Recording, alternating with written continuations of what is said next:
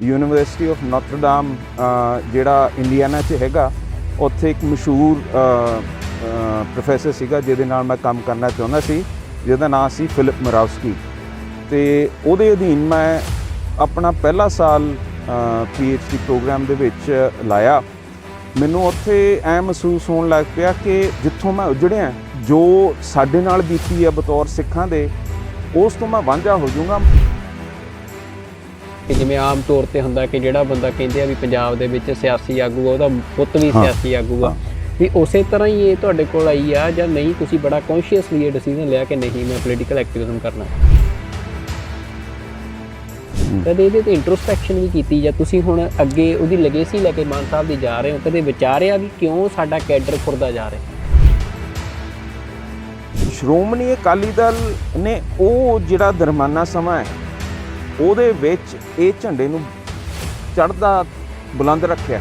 ਇਹ ਹੁਣ ਮੁੜ ਸੰਗਤ ਆਪਣੇ ਹੱਕਾਂ ਤੇ ਪੈਰਾਂ ਦੇਣ ਨੂੰ ਤਿਆਰ ਹੈ ਤੇ ਸਾਡਾ ਰੋਲ ਉਸ 'ਚ ਵਧੀਆ ਰਹੂਗਾ। ਤਾਂ ਕੋਈ ਛਛੋ ਪੰਜ ਦਿਮਾਗ 'ਚ ਚੱਲਦੀ ਹੁੰਦੀ ਵੀ ਕੀ ਮਤਲਬ ਵੀ ਕੀ ਮਹਿਸੂਸ ਕਰਦੇ ਤੁਸੀਂ ਕੈਪਟਨ ਅਮਰਿੰਦਰ ਸਿੰਘ ਬਾਰੇ ਬਤੌਰ, ਮੈਂ ਤੁਹਾਨੂੰ ਕਹਿੰਦਾ ਵੀ ਜਿਹੜਾ ਤੁਹਾਡਾ ਰਿਸ਼ਤਾ ਉਹਨਾਂ ਨਾਲ ਆ ਉਹਦੇ ਬਾਰੇ ਤੁਸੀਂ ਸਿਆਸਤ ਨੂੰ ਆਪਾਂ ਪਰੇ ਛੱਡੀ? ਤੇ ਤੁਸੀਂ ਕਦੀ ਸਾਡੇ ਜਥੇਦਾਰ ਦੇ ਘਰ ਜਾ ਕੇ ਦੇਖਿਓ, ਉਹਨੇ ਆਪਦਾ ਕੱਲਾ ਕਿਲਾ ਵੀ ਵੇਚਦਾ ਪੰਥ ਦੇ ਨਾਂ ਤੇ। ਹੁਣ ਉਹਦੇ ਨਵਾਬ ਸ਼ੇਰ ਖਾਨ ਜਿਹਨੇ ਹਾਂ ਦਾ ਨਾਮ ਮਾਰਿਆ, ਉਹਨਾਂ ਦੇ ਮਲੇਰਕੋਟਲਾ ਅਸੀਂ ਡਿਸਟ੍ਰਿਕਟ ਬਣਾ ਰਿਹਾ। ਇਹਦਾ ਕੀ ਮਤਲਬ ਹੁੰਦਾ ਕਿ ਇਹ ਓਬਜੈਕਸ਼ਨ ਕਰੇ? ਇਹਨਾਂ ਨੇ ਘੱਟ ਗਿਣਤੀਆਂ ਨੂੰ ਟਾਰਗੇਟ ਕਰਕੇ ਆਪਣੀ ਵੋਟ ਬੈਂਕ ਕਰਨੀ ਹੈ। ਇੰਦਰਾ ਗਾਂਧੀ ਨੇ ਵੀ ਇਹੀ ਕੀਤੀ ਸੀ। ਰਾਜੀਵ ਗਾਂਧੀ ਨੂੰ ਸਭ ਤੋਂ ਵੱਡੀ ਬਹੁਮਤ ਉਦੋਂ ਮਿਲੀ ਸੀ ਜਦ ਅਡਵਾਨੀ ਵਾਜਪਾਈ ਨੇ ਇੰਦਰਾ ਨੂੰ ਮਾਂ ਦੁਰਗਾ ਦਾ ਖਿਤਾਬ ਦਿੱਤਾ ਸੀਗਾ ਤੇ ਇਹਨਾਂ ਨੇ ਸਿੱਖਾਂ ਦੇ ਬਰਖਲਾਫ ਸਾਰੇ ਕਿਤੇ ਕਾਰਵਾਈ ਕੀਤੀ ਸੀ। ਤੁਸੀਂ ਦੁਬਈ ਚਲੇ ਜਾਓ, ਅਮਰੀਕਾ ਚਲੇ ਜਾਓ, ਉੱਥੇ ਪਾਕਿਸਤਾਨੀ ਤੁਹਾਨੂੰ ਭਰਾਵਾਂ ਵਾਂਗੂ ਮਿਲਦੇ ਆ, ਕੋਈ ਫਰਕ ਨਹੀਂ ਹੈਗਾ। ਇਹ ਤਾਂ ਸਿਰਫ ਤੇ ਸਿਰਫ ਇਹ ਜਿਹੜੇ ਸੈਂਟਰ ਨੂੰ ਝੁਕਦੇ ਆ, ਇਸ 'ਚ ਕੇਜਰੀਵਾਲ ਵੀ ਹੈਗਾ, ਉਹ ਵੀ ਨਹੀਂ ਬੋਲੂਗਾ ਇਹਨਾਂ ਦੇ ਬਰਖਲਾਫ, ਕਿਉਂਕਿ ਉਹਨੇ ਵੋਟਾਂ ਜਾ ਕੇ ਬਟੋਰਨੀਆਂ ਹੈਗੀਆਂ ਹਰਿਆਣੇ 'ਚ, ਯੂਪੀ 'ਚ, ਗੁਜਰਾਤ 'ਚ। ਤੇ ਉੱਥੇ ਜੇ ਕਹਿ ਦੇ ਕਿ ਅਸੀਂ ਅਮਨ ਤੇ ਸ਼ਾਂਤ ਪਾਕਿਸਤਾਨ ਨਾਲ ਰੱਖਣਾ ਚਾਹੁੰਦੇ ਹਾਂ, ਉਹਨਾਂ ਨੇ ਤਾਂ ਵੋਟ ਨਹੀਂ ਪਾਉਣੀ।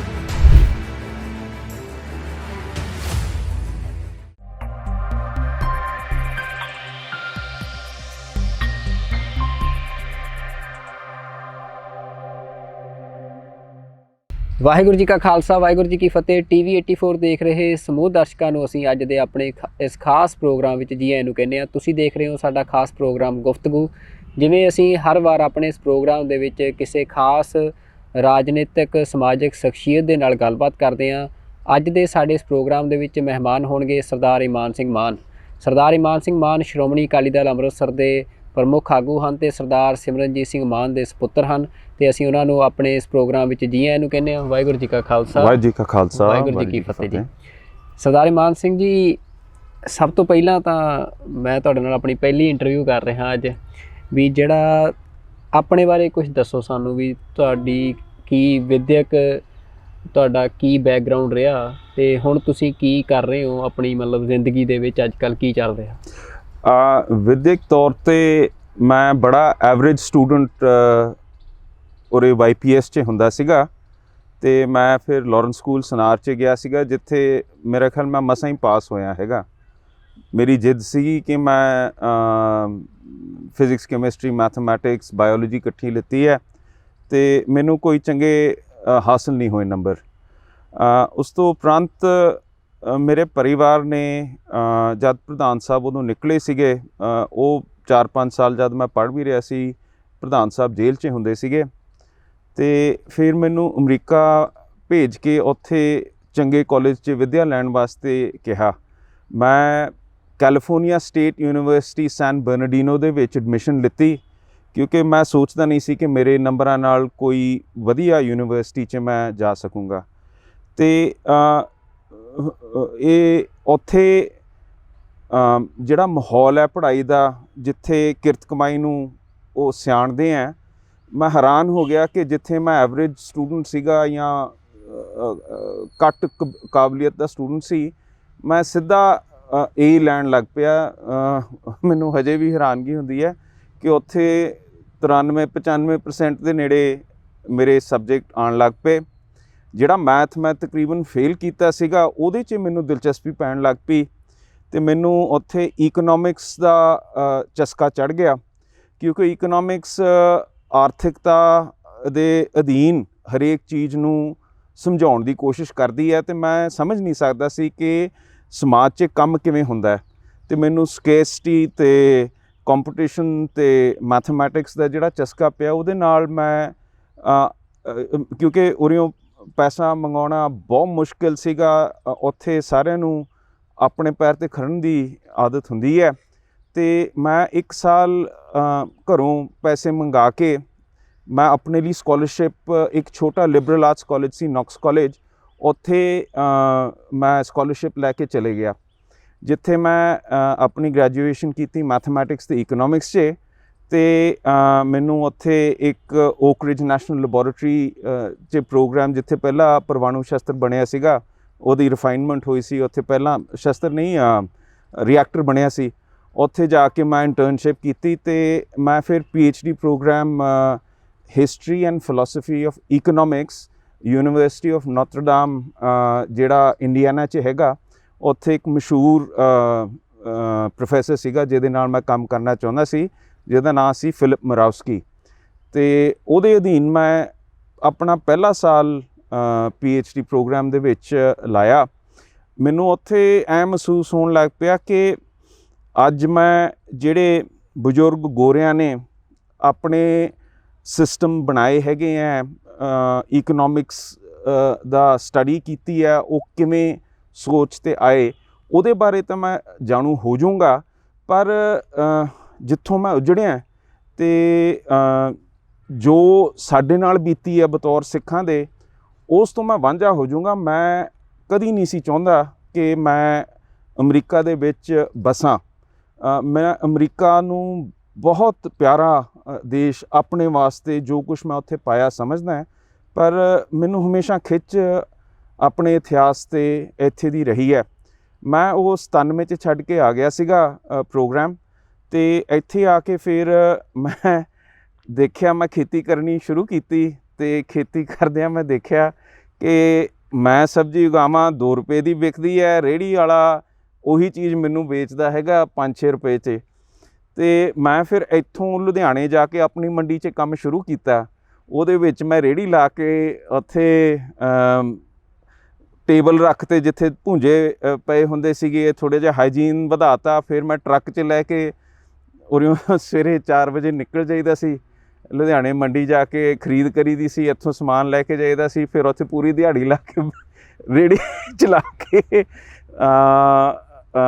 ਅਖੀਰ 'ਚ ਮੈਂ ਇਸ ਫੈਸਲੇ 'ਤੇ ਆਇਆ ਕਿ ਮੈਂ ਤੇਲ ਵੀ ਫੂਕਣਾ, ਮੇਰੀ ਰਹਿਣ ਬਹਿਣ ਦੀ ਜਿਹੜੇ ਖਰਚੇ ਆ ਉਹ ਵੀ ਜ਼ਿਆਦਾ ਹੈ, ਤੇ ਮੈਂ ਅਖੀਰ 'ਚ ਜਿਹੜਾ ਪੂਰਬ ਤੋਂ ਆਇਆ ਵਾਸੀ ਉਰੇ, ਜਿੰਨੇ ਸਿਰਫ ਆਪਣਾ ਰੋਟੀ ਆਪਣੀ ਦਿਹਾੜੀ ਕਮਾਉਣੀ ਹੈਗੀ ਹੈ, ਉਹਦੇ ਨਾਲ ਮੇਰੀ ਕੰਪੀਟੀਸ਼ਨ ਹੋ ਰਹੀ ਹੈ, ਤੇ ਮੈਂ ਉਸ 'ਚ ਮੇਰੀਆਂ ਲੋੜਾਂ ਪੂਰੀਆਂ ਨਹੀਂ ਹੁੰਦੀਆਂ। ਸੋ ਉਹ ਮੈਂ ਉਸ ਸਮੇਂ 97-98 'ਚ ਕੀਤਾ ਸੀਗਾ, ਪਰ ਉਹ ਫਿਰ ਮੈਂ ਬੰਦ ਕਰਤਾ। ਉਸ ਤੋਂ ਬਾਅਦ ਮੈਂ ਕਿਉਂਕਿ ਮੈਂ ਥੋੜ੍ਹਾ ਜਿਹਾ ਮੈਥ ਕਰਨੀ ਮੇਰਾ ਝੁਕਾਅ ਸੀ, ਮੈਂ ਕੰਪਿਊਟਰ ਏਡਡ ਡਿਜ਼ਾਈਨ ਦਾ ਇੰਸਟੀਟਿਊਟ ਖੋਲ੍ਹਤਾ, ਜਿਹਦੇ ਵਿੱਚ ਅਸੀਂ SolidWorks, AutoCAD, CATIA, CFD computational fluid dynamics, FEA, ਇਹਦਾ ਪੜ੍ਹਾਈ ਸ਼ੁਰੂ ਕਰਾਤੀ ਬੱਚਿਆਂ ਦੀ। ਉਹ ਕੰਮ ਵਿੱਚੋਂ ਮੈਂ ਦੇਖਿਆ ਕਿ ਇਹਦੇ ਵਿੱਚ ਪ੍ਰੋਜੈਕਟਸ ਵੀ ਲੈਣੇ ਚਾਹੀਦੇ ਹੈ। ਸੋ ਅਸੀਂ ਫਿਰ 3D ਡਿਜ਼ਾਈਨ ਦੇ ਪ੍ਰੋਜੈਕਟਸ ਲੈਣੇ ਸ਼ੁਰੂ ਕੀਤੇ, ਐਨਾਲਿਸਿਸ ਕਰਨ ਲੱਗ ਪਏ, ਸਟਰਕਚਰਲ ਐਨਾਲਿਸਿਸ, ਕੰਪਿਊਟੇਸ਼ਨਲ ਫਲੂਇਡ ਡਾਇਨਾਮਿਕਸ ਦਾ ਕਾਫੀ ਹੁਣ ਮੇਰਾ ਕੰਮ ਚੱਲਦਾ ਹੈਗਾ, ਜਿਹਦੇ ਵਿੱਚ ਫਲੂਇਡ ਦਾ ਟੈਂਪਰੇਚਰ, ਵੈਲੋਸਿਟੀ, ਹੋਰ ਸਾਰੀਆਂ ਇਹੋ ਜਿਹੀਆਂ ਉਹਦੇ ਵਿੱਚ ਕੰਟੈਮੀਨੈਂਟਸ ਜਿਵੇਂ ਕਾਰਬਨ ਡਾਈਆਕਸਾਈਡ ਮੋਨੋਆਕਸਾਈਡ ਹੋ ਗਿਆ, ਉਹ ਹੈਲਥ ਇਸ਼ੂਜ਼ ਨਾਲ ਜਾਂ ਜਿਹੜੇ ਆਪਣੇ ਵੈਂਟੀਲੇਸ਼ਨ ਸਿਸਟਮਸ ਆ ਉਹਨਾਂ ਨਾਲ ਸੰਬੰਧਿਤ ਮੈਂ ਕੰਮ ਸ਼ੁਰੂ ਕੀਤਾ, ਜਿਹਦੇ ਵਿੱਚ ਮੈਨੂੰ ਇੱਕ ਹੁਣ ਅੱਛੀ ਐਪਲੀਕੇਸ਼ਨ ਮਿਲੀ ਹੈ। ਮੈਂ ਚਾਹੁੰਦਾ ਕਿ ਮੈਂ ਜਿਹੜਾ ਭਾਰਤ ਤੇ ਪੰਜਾਬ ਦਾ ਟਰੇਨ ਹੈ ਉਹ ਲੈ ਕੇ, ਤੇ ਜਿਹੜੀ ਸਾਡੀਆਂ ਵੈਦਰ ਪੈਟਰਨਸ ਹੈ ਉਹਦੇ ਨਾਲ ਮੈਂ ਹੁਣ ਸੋਚ ਰਿਹਾ ਕਿ ਅਸੀਂ ਮਾਡਲਿੰਗ ਕਰੀਏ, ਜਿਹਦੇ ਨਾਲ ਜੇ ਐਟੋਮਿਕ ਉਰੇ ਜੰਗ ਹੁੰਦਾ ਹੈ ਉਹਦੇ ਨਾਲ ਜਿਹੜਾ ਕੰਟੈਮੀਨੈਂਟਸ ਉੱਠਦੇ ਹੈ ਉਹ ਚਾਹੇ ਭਾਰਤ ਇਸਲਾਮਾਬਾਦ ਨੂੰ ਕਰੇ, ਚਾਹੇ ਇਸਲਾਮਾਬਾਦ ਭਾਰਤ ਨੂੰ ਕਰੇ, ਉਹ ਕਿੱਥੇ ਜਾ ਕੇ ਡਿੱਗਦੇ ਆ। ਕਿਉਂਕਿ ਮੈਂ ਸਮਝਦਾ ਹਾਂ ਕਿ ਅਸੀਂ ਸਾਇੰਸ ਤੇ ਟੈਕਨੋਲੋਜੀ ਨੂੰ ਵਰਤ ਕੇ ਆਪਣੇ ਪੰਜਾਬ ਦੀ ਬਿਹਤਰੀ ਤੇ ਉਰੇ ਨੌਕਰੀਆਂ ਬਣਾਉਣੀਆਂ। ਮੇਰਾ ਖਿਆਲ ਹੁਣ ਮੇਰਾ ਫੋਕਸ ਥੋੜਾ ਜਿਹਾ ਇੱਧਰ ਨੂੰ ਹੋਇਆ ਹੈਗਾ। ਬਹੁਤ ਵੱਡੀ ਗੱਲ ਜਿਹੜੀ ਆ ਤੁਸੀਂ ਕੀਤੀ ਆ ਕਿ ਇੱਕ ਦੂਰ ਅੰਦੇਸ਼ ਆਗੂ ਹੁੰਦਾ ਆ ਕਿ ਤੁਸੀਂ ਸੋਚ ਰਹੇ ਹੋ ਕਿ ਇਹਨਾਂ ਦਾ ਕੀ ਪਤਾ ਕਦੋਂ ਲੜ ਪੈਣਾ ਆਪਸ 'ਚ, ਦਿੱਲੀ ਤੇ ਇਸਲਾਮਾਬਾਦ ਵੀ। ਉਹਦੇ 'ਚ ਮਾਨ ਸਾਹਿਬ ਵੀ ਹਮੇਸ਼ਾ ਇਹ ਗੱਲ ਕਹਿੰਦੇ ਆ ਕਿ ਤਬਾਹੀ ਪੰਜਾਬ ਦੀ ਆ। ਬਿਲਕੁਲ ਵੀ ਫਿਰ ਦੂਰ ਅੰਦੇਸ਼ ਆਗੂ ਵਾਂਗ ਤੁਸੀਂ ਸੋਚ ਰਹੇ ਹੋ ਕਿ ਫਿਰ ਮੈਂ ਕਿਵੇਂ ਲੋਕਾਂ ਨੂੰ ਆਪਣੇ ਨੂੰ ਬਚਾ ਸਕਦਾ। ਇਹ ਬਹੁਤ ਵੱਡੀ ਗੱਲ ਆ।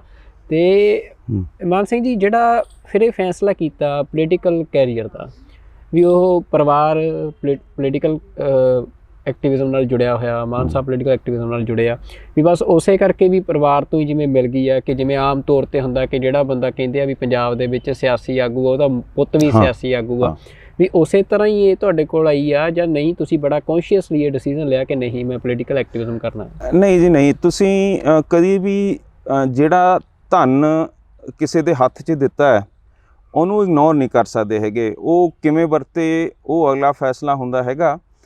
ਕੌਨਸ਼ੀਅਸਨੈਸ ਦੀ ਮੈਂ ਬਾਅਦ 'ਚ ਗੱਲ ਕਰਦਾ। ਮੈਨੂੰ ਬਹੁਤ ਸਾਰਾ ਮਾਣ ਮੇਰੇ ਪਿਛੋਕੜ ਕਰਕੇ ਮਿਲਿਆ।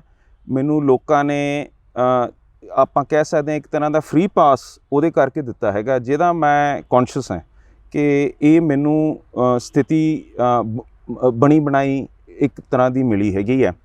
ਪਰ ਪ੍ਰਧਾਨ ਸਾਹਿਬ ਨੇ ਤੇ ਮੈਂ ਵੀ ਕੋਸ਼ਿਸ਼ ਕੀਤੀ ਹੈ ਕਿ ਮੈਂ ਇਹਨੂੰ ਆਪਣੇ ਕਾਰਜਕਾਰੀ ਨਾਲ ਇਹਨੂੰ ਸਵਾਰਾਂ। ਮੈਂ ਜਦ ਉਰੇ ਖੇਤੀ ਦਾ ਕੰਮ ਕੀਤਾ ਹੈਗਾ, ਉਦੋਂ ਪ੍ਰਧਾਨ ਸਾਹਿਬ ਦੇ ਇਲੈਕਸ਼ਨਾਂ 'ਚ ਹਿੱਸਾ ਲਿੱਤਾ। ਉਹਦੇ ਵਿੱਚ ਮੇਰੀ ਚੱਕ ਖੁੱਲ੍ਹ ਗਈ ਕਿਉਂਕਿ ਲੋਕੀ ਚਾਹੁੰਦੇ ਆ ਕਿ ਕੋਈ ਪਰਿਵਾਰ ਦਾ ਆ ਕੇ ਮਿਲੇ। ਸੋ ਮੈਂ ਸੰਗਰੂਰ 'ਚ ਕੰਮ ਕੀਤਾ, ਮੈਂ ਉਰੇ ਫਤਿਹਗੜ੍ਹ ਸਾਹਿਬ 'ਚ ਕੰਮ ਕੀਤਾ ਹੈਗਾ, ਮੈਂ ਕਿਲ੍ਹਾ ਰਾਏਪੁਰ 'ਚ ਵੀ ਕੰਮ ਕੀਤਾ ਸੀਗਾ ਉਸ ਸਮੇਂ ਜਦ ਲੜੇ ਸੀ ਪ੍ਰਧਾਨ ਸਾਹਿਬ। ਅਤੇ ਉਹ ਕੰਮ ਕਰਦੇ ਕਰਦਿਆਂ ਥੋੜ੍ਹਾ ਜਿਹਾ ਸਮਝ ਆ ਗਿਆ ਸਿਆਸਤ ਦਾ। ਸੋ ਮੈਨੂੰ ਇਸ ਪੱਖੋਂ ਫ੍ਰੀ ਪਾਸ ਮਿਲਿਆ ਹੈਗਾ ਕਿ ਹਾਂ ਨਾਮ ਸਿਆਣਿਆ ਹੋਇਆ, ਸੌਖਾ ਹੋ ਗਿਆ ਤੁਹਾਨੂੰ ਇਹ ਲੱਗਦਾ? ਹਾਂ, ਇਹ ਇਸ 'ਚ ਕੋਈ ਸ਼ੱਕ ਨਹੀਂ ਹੈ, ਇਹ ਸੌਖਾ ਜ਼ਰੂਰ ਮੈਨੂੰ ਮਿਲਿਆ ਹੈਗਾ। ਪਰ ਮੈਂ ਦੂਜੇ ਪਾਸੇ ਵੀ ਇਹ ਵੀ ਕਹੂੰਗਾ ਕਿ ਜਦ ਮੈਂ ਉਰੇ 97-98 ਤੋਂ ਕੰਮ ਕਰਨਾ ਸ਼ੁਰੂ ਕੀਤਾ, ਮੇਰਾ ਖਿਆਲ ਉਸ ਸਮੇਂ ਤੋਂ ਲੈ ਕੇ 2014-15 ਤਾਈਂ ਸਾਡੇ ਪਾਰਟੀ ਦੀ ਜਿਹੜੀ ਗ੍ਰਾਫ ਸੀ ਉਹ ਸੰਗਤ ਨੇ ਸਾਨੂੰ ਉਸ ਪੱਧਰ ਦਾ ਕਬੂਲ ਨਹੀਂ ਕੀਤਾ ਜੋ ਪਹਿਲਾਂ ਇੱਕ ਵਾਰੀ ਕਰਦੀ ਸੀ। ਉਹਨਾਂ ਦਾ ਮਨ ਬਾਦਲ ਕੰਨੀ ਹੋ ਗਿਆ, ਮੁੜ ਕੇ ਅਮਰਿੰਦਰ ਕੰਨੀ ਹੋ ਗਿਆ, ਅਤੇ ਉਹਦੇ ਵਿੱਚ ਜਿਹੜੀ ਵੀ ਮੰਗ ਪ੍ਰਧਾਨ ਸਾਹਿਬ ਨੇ ਰੱਖੀ ਹੈ, ਉਹ ਪਹਿਲਾ ਕੰਮ ਇਹ ਹੁੰਦਾ ਸੀ ਕਿ ਮਾਨ ਸਾਹਿਬ ਨੂੰ ਗ੍ਰਿਫਤਾਰ ਕਰੋ ਅਤੇ 6 ਮਹੀਨੇ 57 'ਚ ਜੇਲ੍ਹ 'ਚ ਕਟਾ ਦਿੰਦੇ ਸੀਗੇ। ਸੋ ਮੇਰੀ ਟ੍ਰੇਨਿੰਗ ਇਸ ਪੱਖੋਂ ਵੀ ਹੋਈ ਹੈ ਕਿ ਸਟੇਟ ਦਾ ਜਿਹੜਾ ਜ਼ਬਰ ਹੈ ਉਹਨੂੰ ਕਾਨੂੰਨ ਤੌਰ 'ਤੇ, ਜਨਤਕ ਤੌਰ 'ਤੇ ਕਿਵੇਂ ਅਸੀਂ ਕਾਊਂਟਰ ਕਰਨਾ ਹੈਗਾ। ਜਦ ਪੁਲਿਸ ਨੇ ਸਾਡੇ ਘਰ 'ਚ 2 ਵਾਰੀ ਰੇਡਾਂ ਮਾਰੀਆਂ ਹੈਗੀਆਂ, ਉਹ ਸੰਭਾਲ ਕਰਨੀ ਘਰੇ ਕੋਈ ਹੁੰਦਾ ਨਹੀਂ ਸੀ। ਮੈਂ ਸੀ, ਮੇਰੀ ਮਦਰ ਸੀਗੇ। ਸਾਡੇ ਉੱਤੇ ਆ ਕੇ ਅਮਰਿੰਦਰ ਸਿੰਘ ਨੇ ਵੀ ਰੇਡਾਂ ਪਵਾਈਆਂ, ਬਾਦਲ ਨੇ ਵੀ ਰੇਡਾਂ ਪਾਈਆਂ ਹੈਗੀਆਂ। ਮੇਰਾ ਤਕਰੀਬਨ ਉਸ ਸਮੇਂ ਦਾ ਕੰਮ ਤਕਰੀਬਨ ਇਹੀ ਰਿਹਾ ਕਿ 6 ਮਹੀਨੇ ਸਾਲ ਦੇ ਪ੍ਰਧਾਨ ਨੂੰ ਅੰਦਰ ਰੱਖਣਾ ਅਤੇ ਮੈਨੂੰ ਨੱਠ ਭੱਜ ਕਰਕੇ। ਦੇਖੋ ਜੀ, ਲੋਕ ਬਹੁਤ ਨਾਲ ਹੈਗੇ, ਮੈਂ ਬਹੁਤ ਪ੍ਰਸ਼ੰਸਾ ਕਰਦਾ, ਪਰ ਜਦ ਘੜੀ ਮੁੜੀ ਸਾਨੂੰ ਜੇਲ੍ਹਾਂ ਦੇ ਬਾਹਰ ਜਾ ਕੇ ਧਰਨੇ ਦੇਣੇ, ਉੱਥੇ ਮੰਗਾਂ ਰੱਖਣੀਆਂ, ਲੋਕੀ ਹੰਮ ਜਾਂਦੇ ਆ, ਥੱਕ ਜਾਂਦੇ ਆ। ਸੋ ਇਹੋ ਜਿਹੇ ਪ੍ਰੋਗਰਾਮ ਦੇ ਵਿੱਚ ਥੋੜ੍ਹਾ ਜਿਹਾ ਹੋਰ ਮੈਨੂੰ ਟਾਈਮ ਲਾਉਣਾ ਪਿਆ ਹੈਗਾ, ਜੋ ਅਸੀਂ ਸਮਝ ਸਕਦੇ ਹਾਂ ਕਿ ਆਮ ਸਿਆਸੀ ਤੌਰ 'ਤੇ ਜਿਹੜੇ ਘਰਾਂ ਦੇ ਫਾਇਦੇ ਹੁੰਦੇ ਆ ਉਹ ਨਹੀਂ ਸੀਗੇ, ਉਹ ਸਗੋਂ ਪੁੱਠੇ ਸੀਗੇ। ਸੋ ਫਾਇਦਾ ਵੀ ਹੋਇਆ, ਨੁਕਸਾਨ ਵੀ ਹੋਇਆ, ਪਰ ਸਭ ਤੋਂ ਚੰਗੀ ਗੱਲ ਇਹ ਹੈ ਕਿ ਮੈਂ ਆਪਣੇ ਕੌਮ ਬਾਰੇ, ਆਪਣੇ ਧਰਮ ਬਾਰੇ ਅਤੇ ਪੰਜਾਬ ਦੀ ਸਿਆਸਤ ਬਾਰੇ ਹਰੇਕ ਪੱਖੋਂ ਥੋੜ੍ਹਾ ਜਿਹਾ ਜਾਣੂ ਹੋਇਆ। ਮਤਲਬ ਸਮਝ ਗਏ ਹੋ। ਅਤੇ ਤੁਸੀਂ ਇੱਕ ਗੱਲ ਕਹੀ ਆ ਕਿ ਜਿਹੜਾ ਉਹ ਸਮਾਂ ਸੀ 1998 ਤੋਂ ਬਾਅਦ ਦਾ, ਜਿਹੜਾ ਅਸੀਂ ਦੇਖੀਏ ਵੀ ਪਹਿਲਾਂ ਮਾਨ ਸਾਹਿਬ, ਤੁਸੀਂ ਦੇਖੋ ਵੀ ਪੰਜਾਬ ਦੇ ਸਾਰੇ MP ਜਿਹੜੇ ਮਤਲਬ ਸਿੱਖ ਹਲਕਿਆਂ ਦੇ ਸੀ, ਉਹ ਸਾਰੇ ਮਾਨ ਸਾਹਿਬ ਦੇ ਨਾਲ 'ਤੇ ਜਿੱਤਦੇ ਆ। ਫਿਰ ਉਹ ਸਮਾਂ ਆਉਂਦਾ ਕਿ ਉਹ ਗ੍ਰਾਫ ਗਿਰਦਾ ਜਾਂਦਾ, ਅਤੇ ਉਹ 1998 ਤੋਂ ਲੈ ਕੇ 2000 ਤੁਸੀਂ ਕਿਹਾ 13-14 ਤੱਕ ਮਤਲਬ ਉਹ ਡਿੱਗਦਾ ਹੀ ਗਿਆ। ਵੀ ਹੁਣ ਵੀ ਹਜੇ ਇਹ ਦੇਖਿਆ ਜਾ ਰਿਹਾ ਹੈ ਕਿ ਪੰਜਾਬ ਦੇ ਵਿੱਚ ਖੁਦ ਮੁਖਤਿਆਰੀ ਦੀ ਗੱਲ ਆ ਜਿਹੜੀ ਉਹ ਬੜੀ ਭਾਰੂ ਹੋ ਰਹੀ ਹੈ ਕਿ ਸੂਬਿਆਂ ਦੇ ਹੱਕਾਂ ਤੇ ਡਾਕਾ ਮਾਰਿਆ ਜਾ ਰਿਹਾ। ਕਾਂਗਰਸ ਵੀ ਗੱਲ ਕਰ ਰਹੀ ਹੈ, ਅਕਾਲੀ ਦਲ ਬਾਦਲ ਵੀ ਗੱਲ ਕਰ ਰਿਹਾ ਹੈ, ਪਰ ਜਿਹੜੀ ਧਿਰ ਉਹਨਾਂ ਗੱਲਾਂ ਤੇ ਮੁੱਢ ਤੋਂ ਸਟੈਂਡ ਲੈ ਕੇ ਖੜੀ ਆ ਵੀ ਉਹ ਸਵਰੈਨਿਟੀ ਤੱਕ ਦੀ ਵੀ ਗੱਲ ਕਰ ਰਹੀ ਆ, ਉਹਦੀ ਸਪੇਸ ਖੁਰਦੀ ਨਜ਼ਰ ਆ ਰਹੀ ਆ। ਕਦੇ ਇਹਦੇ ਤੇ ਇੰਟਰੋਸਪੈਕਸ਼ਨ ਵੀ ਕੀਤੀ ਜਾਂ ਤੁਸੀਂ ਹੁਣ ਅੱਗੇ ਉਹਦੀ ਲੈਗੇਸੀ ਲੈ ਕੇ ਮਾਨ ਸਾਹਿਬ ਦੀ ਜਾ ਰਹੇ ਹੋ, ਕਦੇ ਵਿਚਾਰਿਆ ਵੀ ਕਿਉਂ ਸਾਡਾ ਕੈਡਰ ਖੁਰਦਾ ਜਾ ਰਿਹਾ? ਬਿਲਕੁਲ ਜੀ, ਮੈਂ ਤੁਹਾਨੂੰ ਇਹਦੇ ਬਹੁਤ ਸਾਰੇ ਐਗਜ਼ਾਮਪਲ ਦੇ ਸਕਦਾ। ਅਸੀਂ ਜੇ ਸੰਤ ਜਰਨੈਲ ਸਿੰਘ ਦਾ ਜਨਮ ਦਿਹਾੜਾ ਉਰੇ ਮਨਾਉਣਾ ਸ਼ੁਰੂ ਕੀਤਾ, ਅਸੀਂ ਉਸ ਸਮੇਂ ਤੋਂ ਕੱਢ ਕੇ ਗਏ ਹਾਂ ਜਦ ਦਮਦਮੀ ਟਕਸਾਲ ਕਹਿੰਦੀ ਸੀ ਸੰਤ ਜਿਉਂਦੇ ਆ, ਅਤੇ ਇੱਕ ਪਾਸੋਂ ਉਹ ਓਬਜੈਕਸ਼ਨ ਕਰਦੇ ਸੀਗੇ, ਇੱਕ ਪਾਸੋਂ ਜਦ ਅਸੀਂ ਅਨਾਊਂਸ ਕਰਤਾ ਕਿ ਜਨਮ ਦਿਹਾੜਾ ਮਨਾਉਣਾ ਹੈਗਾ ਤਾਂ ਸਰਕਾਰ ਨੇ ਇੰਨੀ ਸਖਤਾਈ ਕੀਤੀ ਸਾਡੇ ਘਰਾਂ 'ਚ ਆ ਕੇ। ਜਥੇਦਾਰਾਂ ਨੂੰ ਤਾਂ ਮਤਲਬ ਇਹੋ ਜਿਹਾ ਕੋਈ ਪ੍ਰੋਗਰਾਮ ਨਹੀਂ ਜਿਸ 'ਚ ਸਾਡੇ ਜਥੇਦਾਰਾਂ ਨੂੰ ਆ ਕੇ ਗ੍ਰਿਫਤਾਰ ਨਾ ਕੀਤਾ ਹੋਏ। ਇਹ ਦਾ ਨਤੀਜਾ ਕੀ ਸੀਗਾ ਇਸ ਐਟੀਟਿਊਡ ਦਾ? ਇਹ ਤੁਸੀਂ ਨਰਸਿਮਹਾ ਰਾਓ ਦੀ ਪਾਲਿਸੀ, ਸੈਂਟਰ ਦੀ ਪਾਲਿਸੀ ਦੇ ਅਧੀਨ ਹੀ ਤੁਸੀਂ ਇਹਨੂੰ ਦੇਖ ਸਕਦੇ ਹੋ। ਜਦ ਉਹਨੇ 1996 'ਚ ਇਲੈਕਸ਼ਨ 1992 'ਚ ਇਲੈਕਸ਼ਨ ਕੈਂਸਲ ਕਰਾਏ ਸੀਗੇ, 99 'ਚ ਉਹ ਇਲੈਕਸ਼ਨ ਕੈਂਸਲ ਕਰਾ ਕੇ ਕਿ ਇਹ ਸੋਚਣਾ ਆ ਸਕੇ। ਉਹਨਾਂ ਨੇ ਬੇਅੰਤ ਦੀ ਸਰਕਾਰ 'ਚ, ਬਰਾੜ ਦੀ ਸਰਕਾਰ 'ਚ, ਭੱਠਲ ਦੀ ਸਰਕਾਰ 'ਚ ਐਕਟਿਵਲੀ ਸਾਡੇ ਜਥੇਦਾਰਾਂ ਨੂੰ ਟਾਰਗੇਟ ਕੀਤਾ ਸੀਗਾ, ਚੱਕ ਕੇ ਲੈ ਜਾਣਾ, ਜੇਲ੍ਹਾਂ 'ਚ ਪਾ ਦੇਣਾ, ਅਤੇ ਕੌਂਕੇ ਵਰਗੇ ਜਥੇਦਾਰਾਂ ਨੂੰ ਮੌਤ ਤੋਂ ਵੀ ਮਾਰਿਆ ਹੈਗਾ। So state has committed atrocities and murders of a ਜਥੇਬੰਦੀ। ਦੂਜੇ ਪਾਸੇ ਜਿਹੜੇ ਸੈਂਟਰ ਨਾਲ ਮੇਲ ਰੱਖਦੇ ਸੀ, ਬਾਦਲ, ਅਮਰਿੰਦਰ, ਜਿਹੜੇ ਵੀ ਕਾਂਗਰਸੀ ਮਾਈਂਡਡ ਸੀਗੇ, ਉਹਨਾਂ ਨੂੰ ਸਪੇਸ ਦੇਤੀ। ਅਤੇ ਖਾਸ ਕਰਕੇ ਮਾਝੇ ਏਰੀਏ 'ਚ ਲੋਕ ਇੰਨਾ ਕੁਛ ਦੇ ਚੁੱਕੇ ਸੀ ਇਸ ਮੂਵਮੈਂਟ ਨੂੰ, ਇੰਨਾ ਜ਼ਿਆਦਾ ਦੇ ਚੁੱਕੇ ਸੀ ਕਿ ਘਰ ਦੇ ਘਰ ਬਰਬਾਦ ਹੋ ਗਏ। ਅਤੇ ਜਿਹੜੀ ਪੰਜਾਬ ਦੀ ਉਸ ਸਮੇਂ ਦੀ ਮੈਂ ਸਮਝਦਾ ਹਾਲਾਤ ਸੀ, ਉਹ ਇਹ ਸੀ ਕਿ ਬੰਦਾ ਚਾਹੁੰਦਾ ਸੀ ਕਿ ਬਸ ਸਾਨੂੰ ਬਖਸ਼ੋ, ਜੋ ਮਰਜ਼ੀ ਸਾਡੇ ਤੋਂ ਲੈਣਾ ਤੁਸੀਂ ਲੈ ਲਓ। ਜਿਸ ਕਰਕੇ ਸੈਂਟਰ ਨੇ ਉਹੋ ਜਿਹੇ ਨੁਮਾਇੰਦਿਆਂ ਦੀ ਸਪੇਸ ਕ੍ਰੀਏਟ ਕੀਤੀ ਜਿਹੜੇ ਉਹਨਾਂ ਦੇ ਕਹੇ 'ਤੇ ਤੁਰਨ, ਉਹਨਾਂ ਦੇ ਕਹੇ 'ਤੇ ਬੋਲਣ ਨਾ, ਅਤੇ ਉਸ ਮੁੱਦਿਆਂ 'ਤੇ ਗੌਰ ਕਰਨ ਜੋ ਸੈਂਟਰ ਚਾਹੁੰਦੀ ਸੀ। ਸੋ ਤੁਸੀਂ ਕਹਿੰਦੇ ਹੋ ਕਿ ਗ੍ਰਾਫ ਕਿਉਂ ਖੁਰਿਆ? ਮੈਂ ਕਹਿੰਦਾ ਅੱਖਾਂ ਖੋਲ੍ਹੋ। ਗ੍ਰਾਫ ਇਸ ਕਰਕੇ ਖੁਰਿਆ ਹੈ ਕਿਉਂਕਿ ਸਟੇਟ ਨੇ ਜ਼ਬਰ ਨਾਲ ਇੱਕ ਸੋਚ ਨੂੰ ਰੋਕਿਆ ਔਰ ਉਹ ਸਕਸੈਸਫੁਲ ਰਿਹਾ। ਹੁਣ ਤੁਸੀਂ ਕਹਿੰਦੇ ਹੋ ਕਿ ਸੋਚ ਖੁਦ ਮੁਖਤਿਆਰੀ ਦੀ ਸੋਚ ਹੱਕਾਂ ਦੀ ਉੱਠ ਰਹੀ ਹੈ। ਮੇਰਾ ਖਿਆਲ ਹੈ ਇਹ ਤੁਸੀਂ ਲਾ ਲਓ 96 ਤੋਂ ਜਿਹੜੀਆਂ ਸਰਕਾਰਾਂ ਨੇ ਨਲਾਇਕੀ ਦਿਖਾਈ ਹੈ, ਜਿਹੜੀਆਂ ਜਨਰੇਸ਼ਨ 'ਚ ਤਬਦੀਲੀ ਆਈ ਹੈ, ਜਿਨ੍ਹਾਂ ਨੂੰ ਸਪਸ਼ਟ ਇਹਦਾ ਜਿਹੜਾ ਬੇਇਨਸਾਫੀ ਆ ਉਹ ਦਿਖਦੀ ਹੈ, ਉਹਦੇ ਵਿੱਚ ਹੁਣ ਇਹ ਨਵੀਂ ਲਹਿਰ ਉੱਠੀ ਹੈਗੀ ਹੈ। ਸ਼੍ਰੋਮਣੀ ਅਕਾਲੀ ਦਲ ਨੇ ਉਹ ਜਿਹੜਾ ਦਰਮਿਆਨਾ ਸਮਾਂ ਹੈ ਉਹਦੇ ਵਿੱਚ ਇਹ ਝੰਡੇ ਨੂੰ ਚੜ੍ਹਦਾ ਬੁਲੰਦ ਰੱਖਿਆ। ਸੋ ਅਸੀਂ ਉਹ ਰੋਲ ਨਿਭਾ ਕੇ ਹੁਣ ਵਿਰਲੇ ਜਿਵੇਂ ਜੰਗਲਾਂ 'ਚੋਂ ਨਿਕਲ ਰਹੇ ਹਾਂ ਬਾਬਾ ਬੰਦਾ ਸਿੰਘ ਬਹਾਦਰ ਬਾਅਦ, ਉਹੋ ਜਿਹੇ ਅਸੀਂ ਕਮਜ਼ੋਰ ਜਿਹੜੇ ਸਾਡੇ ਹੱਥ 'ਚ ਦਾਣੇ ਚਣੇ, ਮੁੱਠੀ ਦੇ ਚਣੇ 'ਤੇ ਅਸੀਂ ਕੰਮ ਕਰਦੇ ਰਹੇ ਹਾਂ, ਹੁਣ ਉਸ 'ਚੋਂ ਅਸੀਂ ਨਿਕਲ ਰਹੇ ਹਾਂ। ਅਤੇ ਜਿਹੋ ਜਿਹਾ ਰਿਸਪੌਂਸ ਆਉਂਦਾ ਹੈ, ਜਿਹੋ ਜਿਹਾ ਲੋਕ ਅਕਾਲੀ ਦਲ ਅੰਮ੍ਰਿਤਸਰ ਨੂੰ ਇਸ 'ਚ ਜਦ ਕੋਈ ਵੀ ਪਾਰਟੀ ਪਿੰਡਾਂ 'ਚ ਨਹੀਂ ਜਾ ਸਕਦੀ, ਜਿਹੋ ਜਿਹਾ ਉਹ ਰਿਸਪੈਕਟ ਅਸੀਂ ਗੇਨ ਕੀਤੀ ਹੈ, ਮੇਰੇ ਹਿਸਾਬ ਨਾਲ ਇਹ ਹੁਣ ਮੁੜ ਸੰਗਤ ਆਪਣੇ ਹੱਕਾਂ 'ਤੇ ਪੈਰਾਂ ਦੇਣ ਨੂੰ ਤਿਆਰ ਹੈ ਅਤੇ ਸਾਡਾ ਰੋਲ ਉਸ 'ਚ ਵਧੀਆ ਰਹੂਗਾ। ਅਤੇ ਮਾਨ ਸਿੰਘ ਜੀ, ਹੁਣ ਤੁਸੀਂ ਇਲੈਕਸ਼ਨ ਵੀ ਕੰਟੈਸਟ ਕਰ ਰਹੇ ਹੋ 2022 ਦੀਆਂ ਫਤਿਹਗੜ੍ਹ ਸਾਹਿਬ ਤੋਂ, ਅਤੇ ਪਾਰਟੀ ਪੂਰੇ ਪੰਜਾਬ 'ਚ ਪਹਿਲਾਂ ਵੀ ਇਲੈਕਸ਼ਨ ਕੰਟੈਸਟ ਕਰਦੀ ਆ, ਪਰ ਇਹ ਦੇਖਣ 'ਚ ਆਇਆ ਕਿ ਉਦੋਂ ਜ਼ਮਾਨਤਾਂ ਵੀ ਬੜੀ ਵੱਡੀ ਪੱਧਰ 'ਤੇ ਜ਼ਬਤ ਹੁੰਦੀਆਂ ਸੀ। ਤਾਂ ਇਸ ਵਾਰ ਕੀ ਕੁਛ ਵੱਖਰਾ ਹੋਣ ਦੀ ਸੰਭਾਵਨਾ ਖਾਲਸਾ ਪੰਥ ਲਾ ਸਕਦਾ ਹੈ ਕਿ ਸ਼੍ਰੋਮਣੀ ਅਕਾਲੀ ਦਲ ਅੰਮ੍ਰਿਤਸਰ ਜਿਹੋ ਜਿਹਾ ਮਾਹੌਲ ਬਣਿਆ, ਤੁਸੀਂ ਕਹਿ ਰਹੇ ਹੋ ਕਿ ਹੁਣ ਜੰਗਲਾਂ 'ਚੋਂ ਅਸੀਂ ਮੁੱਠੀ ਮਤਲਬ ਇੱਕ ਮੁੱਠੀ ਛੋਲਿਆਂ ਦੀ ਤੇ ਗੁਜ਼ਾਰਾ ਕਰਨ ਤੋਂ ਬਾਅਦ ਗੱਲ ਨੂੰ ਤੁਸੀਂ ਜਿਉਂਦਾ ਰੱਖਿਆ, ਹੱਕਾਂ ਦੀ ਗੱਲ ਨੂੰ ਜਿਉਂਦਾ ਰੱਖਿਆ। ਹੁਣ ਉਹ ਚੀਜ਼ ਜਵਾਨ ਹੋ ਰਹੀ ਆ, ਉਹਨੂੰ ਬੂਰ ਪੈ ਰਿਹਾ, ਤੇ ਹੁਣ ਕੀ ਸਟ੍ਰੈਟਜੀ ਇਹੋ ਜਿਹੀ ਤੁਸੀਂ ਬਣਾ ਰਹੇ ਹੋ ਕਿ ਪੰਜਾਬ ਜਿਹੜਾ ਉਹ ਤੁਹਾਡੇ ਵੱਲ ਨੂੰ ਉੱਲਰ ਪਵੇ? ਜਦ ਕਿ ਚੰਨੀ ਕਹਿ ਰਿਹਾ ਆਮ ਆਦਮੀ ਮੈਂ ਆ, ਆਮ ਆਦਮੀ ਕਹਿ ਰਿਹਾ ਆਮ ਆਦਮੀ ਮੈਂ ਆ, ਬਾਦਲ ਦਲ ਕਹਿ ਰਿਹਾ ਪੰਥ ਮੈਂ ਆ, ਵੀ ਇਹਦੇ ਵਿੱਚ ਤੁਸੀਂ ਆਪਣੀ ਸਥਿਤੀ ਕਿੱਥੇ ਦੇਖਦੇ ਹੋ? ਦੇਖੋ ਜੀ, ਚੰਨੀ ਦੇ ਕੁਰਸੀ ਸੰਭਾਲਣ ਤੇ ਬਹੁਤ ਵੱਡਾ ਇੱਕ ਇਹ ਫਰਕ ਆਇਆ ਹੈ ਕਿ ਜਿੱਥੇ ਰਾਜੇ ਮਹਾਰਾਜੇ ਬਾਦਲ ਵਰਗੇ ਕੁਰਸੀ ਤੇ ਬੈਠੇ ਸੈਂਟਰ ਨੂੰ ਮੱਥਾ ਟੇਕਣ ਵਾਲੇ, ਉਹਨਾਂ ਨੂੰ ਲਾਇਆ ਗਿਆ ਤੇ ਲੋਕਾਂ 'ਚ ਬਹੁਤ ਵੱਡੀ ਖੁਸ਼ੀ ਆਈ ਹੈ। ਗੁਰੂ ਕਾ ਗਰੀਬ ਸਿੱਖ ਜਿਹਨੂੰ ਗੁਰੂ ਸਾਹਿਬ ਨੇ ਆਪ ਰਾਜ ਬਖਸ਼ਿਆ, ਕਹਿੰਦਾ ਇन्हीं ਗਰੀਬੋं को दूं मैं पातशाही। ਮੇਰੇ ਮਨ 'ਚ ਖੁਸ਼ੀ ਹੈ ਕਿ ਬਈ ਕੋਈ ਗਰੀਬ ਸਿੱਖ ਗੁਰੂ ਦੀ ਸੋਚ ਵਾਲਾ ਉੱਥੇ ਆ ਗਿਆ। ਜਿੱਥੇ ਮੈਂ ਝਿਜਕਦਾ ਚੰਨੀ ਸਾਹਿਬ ਦੇ ਬਣਨ ਤੇ ਉਹ ਇਹ ਹੈ, ਕਾਂਗਰਸ ਨਾਲ ਕਿਵੇਂ ਤੁਸੀਂ ਤੁਰ ਸਕਦੇ ਹੋ ਬਤੌਰ ਗੁਰਸਿੱਖ?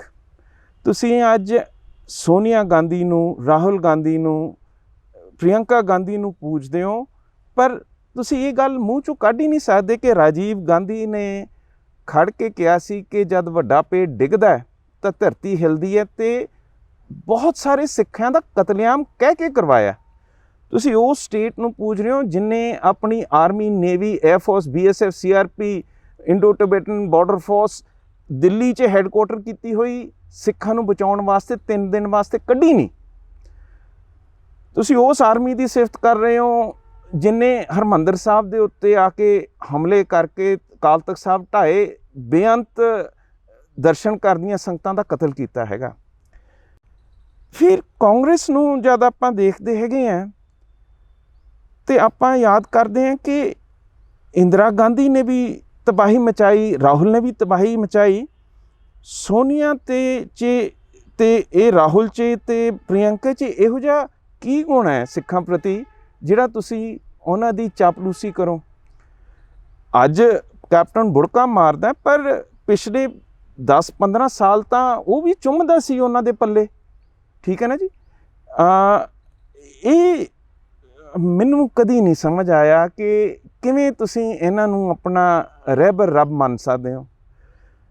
ਕੈਪਟਨ ਅਮਰਿੰਦਰ ਸਿੰਘ ਨੇ ਜੋ ਬੀਬੀਆਂ ਨੂੰ ਚੱਕ ਕੇ ਗੁਰਸਿੱਖੀ ਨੇ ਵੱਡੇ ਅਹੁਦੇ 'ਤੇ ਬਿਠਾਇਆ, ਉਹ ਆਨੰਦ ਕਾਰਜ ਨੂੰ ਵੀ ਬੇਅਦਬ ਕਰਕੇ ਉਹਨੇ ਮਤਲਬ ਐਂ ਦਿਖਾਤਾ ਕਿ CM ਜਨਾਨੀ ਰੱਖੇ ਨਾ ਰੱਖੇ, ਇੱਧਰੋਂ ਆ ਜੇ ਉੱਧਰੋਂ ਆ ਜੇ, ਉਹਦਾ ਮਤਲਬ ਘਰ ਦੇ ਅੰਦਰ ਜਨਾਨੀਆਂ ਸੱਦ ਕੇ ਉੱਥੇ ਰੱਖਣਾ।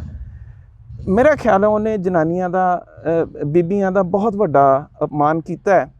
ਫਿਰ ਮੈਂ ਚੰਨੀ ਸਾਹਿਬ ਤੋਂ ਆਸ ਕਰਦਾ ਸੀਗਾ ਕਿ ਕੋਈ ਤਬਦੀਲੀ ਹੋਊਗੀ। ਉਹਨਾਂ ਨੇ ਆਪਣੇ ਕੈਬਨਿਟ 'ਚ ਆਹ ਗੁਰਕੀਰਤ ਕੋਟਲੀ ਲੈ ਆਏ ਆ।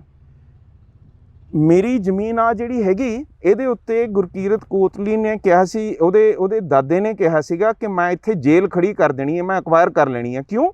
ਕਿਉਂਕਿ ਸਰ ਸਿਮਰਨਜੀਤ ਸਿੰਘ ਮਾਨ ਨੇ ਜਦ ਉਹਨੇ ਫਰਾਂਸ ਤੋਂ ਆਈ ਬੀਬੀ ਕਾਤੀਆ ਦਾ ਬਲਾਤਕਾਰ ਕੀਤਾ, ਉਹਨਾਂ ਨੇ ਡਟ ਕੇ ਉੱਥੇ ਪਹਿਰਾ ਦੇ ਕੇ ਕੇਸ ਪਵਾਤਾ। ਉਹ ਬੀਬੀ ਥੱਕ ਗਈ, ਤੇ ਉਹ ਇੱਥੋਂ ਬਿਨਾਂ ਆਪਣੇ ਕੇਸ ਲੜੇ ਤੋਂ ਚਲੀ ਗਈ। ਉਹਦਾ ਹੁਣ ਕੀ ਕਹਿੰਦੇ ਆ,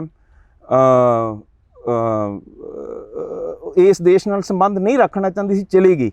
ਪਰ ਇਹੋ ਜਿਹੇ ਬੰਦੇ ਨੂੰ ਆਪਾਂ ਮੂਹਰੇ ਲੈ ਆਈਏ ਕੈਬਨਿਟ ਦੇ ਵਿੱਚ, ਉਹ ਕੀ ਬੀਬੀਆਂ ਦਾ ਅਪਮਾਨ ਨਹੀਂ ਹੁੰਦਾ ਹੈਗਾ? ਸੋ ਜਿੱਥੇ ਇਹ ਖੁਸ਼ੀ ਹੁੰਦੀ ਹੈ ਕਿ ਮੇਰੇ ਗੁਰੂ ਦੇ ਮੰਨਣ ਵਾਲੇ ਵੀਰ ਉਹ ਅੱਜ ਉੱਥੇ ਚੜ੍ਹ ਗਏ ਆ ਜਿੱਥੇ ਗੁਰੂ ਚਾਹੁੰਦਾ ਸੀ ਕਿ ਉਹਨਾਂ ਨੂੰ ਦੇਖਣਾ ਹੈ, ਪਰ ਸਿਧਾਂਤ ਵੀ ਨਾਲ ਲੈ ਕੇ ਜਾਣਾ ਸੀ। ਸੋ ਇਹ ਤੁਸੀਂ ਬੜੀਆਂ ਟਿੱਪਣੀਆਂ ਕੈਪਟਨ ਅਮਰਿੰਦਰ ਸਿੰਘ ਤੇ ਕੀਤੀਆਂ ਨੇ ਕਿ ਕੈਪਟਨ ਅਮਰਿੰਦਰ ਸਿੰਘ ਨੇ ਤੁਹਾਡੇ ਘਰ ਤੇ ਰੇਡਾਂ ਪਵਾਈਆਂ। ਕੈਪਟਨ ਅਮਰਿੰਦਰ ਸਿੰਘ ਬਾਰੇ ਤੁਸੀਂ ਇਹ ਗੱਲ ਕੀਤੀ ਕਿ ਉਹਨਾਂ ਦੇ ਘਰ ਦੀ ਗੱਲ ਕੀਤੀ ਕਿ ਉਹ ਘਰ ਦੇ ਵਿੱਚ ਇਸ ਤਰ੍ਹਾਂ ਜਨਾਨੀਆਂ ਨੂੰ ਰੱਖਦੇ ਆ। ਬੜਾ ਵੱਡਾ ਪੰਜਾਬ ਦੀ ਸਿਆਸਤ 'ਚ ਮਸਲਾ ਬਣਿਆ, ਪਰ ਤੁਹਾਡੀ ਇੱਕ ਰਿਸ਼ਤੇਦਾਰੀ ਵੀ ਬੜੀ ਨੇੜਲੀ ਆ ਕੈਪਟਨ ਅਮਰਿੰਦਰ ਸਿੰਘ ਹੋਰਾਂ ਦੇ ਨਾਲ। ਤੇ ਸਿਆਸਤ ਦੇ ਵਿੱਚ ਅੱਜ ਜਿਵੇਂ ਤੁਸੀਂ ਟੀਵੀ ਤੇ ਪਬਲਿਕਲੀ ਆਪਾਂ ਗੱਲਾਂ ਕਰ ਰਹੇ ਹਾਂ, ਤਾਂ ਨਾਲ ਉਹ ਰਿਸ਼ਤੇਦਾਰੀ ਜਦੋਂ ਹੁੰਦੀ ਆ ਤਾਂ ਕੋਈ ਛਛੋ ਪੰਜ ਦਿਮਾਗ 'ਚ ਚੱਲਦੀ ਹੋਊਗੀ ਵੀ ਕੀ ਮਤਲਬ ਵੀ ਕੀ ਮਹਿਸੂਸ ਕਰਦੇ ਹੋ ਤੁਸੀਂ ਕੈਪਟਨ ਅਮਰਿੰਦਰ ਸਿੰਘ ਬਾਰੇ? ਬਤੌਰ ਮੈਂ ਤੁਹਾਨੂੰ ਕਹਿੰਦਾ ਵੀ ਜਿਹੜਾ ਤੁਹਾਡਾ ਰਿਸ਼ਤਾ ਉਹਨਾਂ ਨਾਲ ਆ, ਉਹਦੇ ਬਾਰੇ ਤੁਸੀਂ ਸਿਆਸਤ ਨੂੰ ਆਪਾਂ ਪਰੇ ਛੱਡੀਏ। ਜਦ ਸਾਡੇ ਪੱਲੇ ਕੁਛ ਨਹੀਂ ਸੀ, 1984 'ਚ ਮੇਰੇ ਪਿਓ ਦੇ ਪਿੱਛੇ ਸਰਕਾਰ ਪੈ ਗਈ, ਸਾਨੂੰ ਸਮਝ ਨਹੀਂ ਸੀ ਆਉਂਦੀ ਕਿ ਅਸੀਂ ਕਿਵੇਂ ਇਹਨੂੰ ਹੈਂਡਲ ਕਰੀਏ। ਮਤਲਬ ਮੈਂ ਉਦੋਂ 13 ਸਾਲਾਂ ਦੇ ਸੀ, ਮੇਰੀਆਂ ਭੈਣਾਂ ਮੇਰੇ ਤੋਂ ਛੋਟੀਆਂ, ਮੇਰੇ ਮਾਤਾ ਸੀਗੇ, ਮੇਰੇ ਅੰਮੀ ਜੀ, ਬਾਪੂ ਜੀ, ਸਰ ਜੋਗਿੰਦਰ ਸਿੰਘ ਮਾਨ ਹੋਣੀ, ਉਹ ਵੀ ਜੋ ਸਰਕਾਰ ਨੇ ਹਮਲਾ ਸਾਡੇ ਉੱਤੇ ਕੀਤਾ ਹਰੇਕ ਪੱਖੋਂ, ਉਸ 'ਚ ਨਾ ਅਕਾਲੀ ਦਲ ਨੇ ਮਦਦ ਕੀਤੀ ਉਸ ਸਮੇਂ, ਨਾ SGPC ਵਾਲੇ ਨੇ ਕੋਈ ਮਦਦ ਕੀਤੀ। ਅਤੇ ਉੱਥੇ ਕੈਪਟਨ ਅਮਰਿੰਦਰ ਸਿੰਘ ਅਤੇ ਉਹਨਾਂ ਦੇ ਪਰਿਵਾਰ ਨੇ ਸਾਨੂੰ ਬਹੁਤ ਸੰਭਾਲ ਕੇ ਰੱਖਿਆ। ਕਿਸੇ ਹੱਦ ਤੱਕ ਅਸੀਂ ਉਹਨਾਂ ਦੇ ਕੋਲੇ ਪਲੇ ਸੀਗੇ। ਸੋ